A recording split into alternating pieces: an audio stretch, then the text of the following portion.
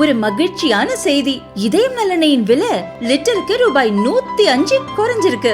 September 2023ல 1 litre இதயம் நல்லெண்ணெயின் அதிகபட்ச விலை ரூபாய் 503. ஆனா இப்ப 1 லிட்டர் இதயம் நல்லெண்ணெயின் விலை ரூபாய் 398 மட்டும்தான் தமிழ்நாட்டுல.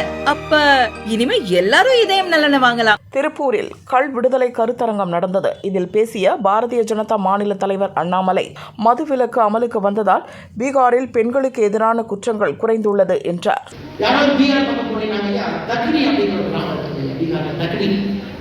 அந்த கிராமத்தில் 45 ஆண்டுகளாக காவல்துறை ஒரு கிரிமினல் வழக்கு அந்த கிராமத்தில் பதிவு செய்திருக்கீங்க. தக்கடியில ஒரு எஃப்ஐஆர் அந்த கிராமத்துக்குள்ள இதுவரை பதிவாக 45 இயர்ஸ்.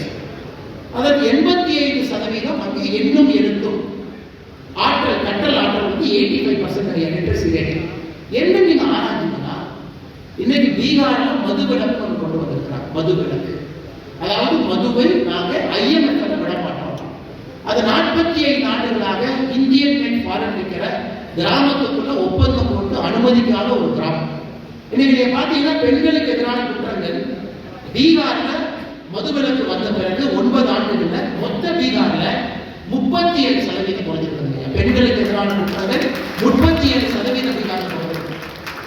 18 லட்சம் ஆண்கள் ஒபிஸ், அவருடைய பிஎம்ஐ 25க்கு மேல இருந்தவங்க 22, 18 லட்சம் ஆண்கள் வயிறு பருமானமா இருக்கிறவங்க கீழே வந்திருக்கிறாங்க. ஆனா இன்னைக்கு பிரசாந்த் கிஷோர் சகோதரர் தமிழ்நாட்டுக்கு வரும்பொழுது என்ன சொல்லுவாங்கன்னா, ஒரு நடிகரோட தமிழ்நாட்டில் வேலை செய்யறாங்க. அந்த நடிகர் என்ன சொல்றாங்கன்னா, 10வது பாட்டில் நான் முடிக்க ஆண்டவா கொண்டாட்சி எல்லாம் படத்துல வரக்கூடிய வரிகள். கல் என்பது உணவு பொருள் தான். இது அவ்வளவு விஷயங்கள் இருக்கு. இதை மக்கள் பயன்படுத்த வேண்டும். ஒரு குறிப்பிட்டால் நான் சொல்றேன். அதனால எந்த அடிப்படையில பார்த்தாலும் கல்லை பொறுத்தவரை நாம் தொடர்ந்து தடை செய்து வைத்திருக்க வேண்டிய அவசியம் இல்லை. காலம் மாறிடுச்சு இல்லையா? காலகட்டம் மாறிடுச்சு. 1987 காலம் வேற. அப்ப டாஸ்மார்க் அப்படின்னு ஒரு பெரிய மிருகம் இல்லை. டாஸ்மார்க் இவ்வளவு பெரிய மிருகம்.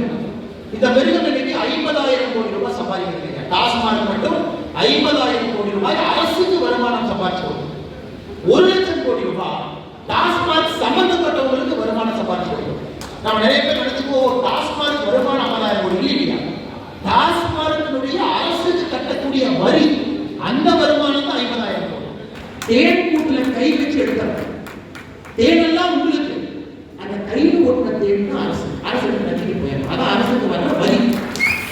நம்ம தேன் கூட்ட கையில் வச்சுட்டு விவசாய பெருமக்களுக்கு கையில ஒட்டி இருக்கிற தேனை நீங்க நம்பிக்கைன்னு சொன்னா எப்படி விவசாய பெருமக்கள் விவசாயம்? வரியினுடைய அடிப்படை தன்மை ஒற்ற தேன் தான் அரசு. ஒற்ற தேன் தான் அரசு.